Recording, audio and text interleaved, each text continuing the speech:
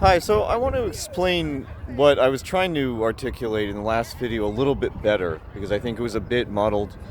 Um, so, first off, the first point is the issue of the inconsistency or the hypocrisy, behind a lot of the characters who, in the world of Philip K. Dick or elsewhere, potentially in society, who are atheists and materialists, and yet they believe that AI can gain consciousness. And so, I think a better way of explaining it is that the reason why this is strange, why it doesn't make sense, is because, um,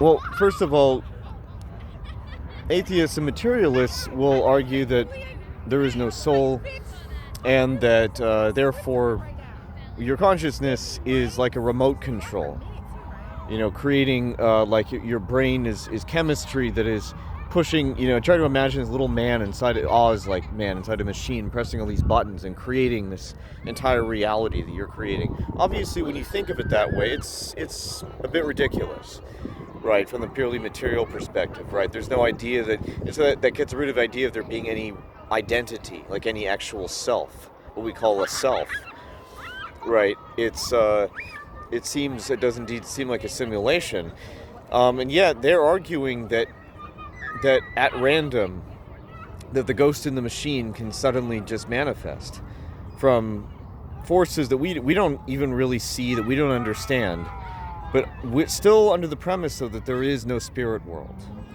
And I think one way to look at it to help to really actually understand the science of these things, I think is like just like the difference between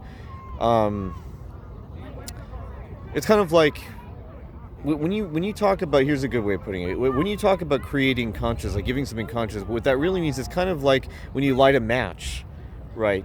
It's like that initial action of lighting it may have been your choice, right? It may have been under your free will, under your control, but once the fire is lit, it's become its own entity, it's become its own thing. You cannot manipulate the fire, right? It's not, you can't really say you created the fire. You made it. It's the same thing as consciousness. It's like, that's why when people talk about manifesting the ghost in the machine, it's no different than talking about a seance, as I've talked about in some other videos, right? Whereas when you're talking about artificial intelligence, it's more like you are constructing something. Everything is predetermined in a way to fulfill specific purposes.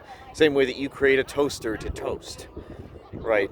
So everything that's going to come out of it, if it has any thought, so-called, is going to be a simulation of thought. It's still going to be an accumulation of whatever you as a person has decided. And I guess it's also no different than when you're dreaming, right? Everything you're experiencing seem to have an independent existence from you, but in reality, it's still almost an accumulation. It's a reflection of you. Whatever it is, you can only create it based on your own sum of knowledge, your own sum of understanding, your own sum of experiences, right? It can't really be from anything else. So I think that's really a better way of explaining it.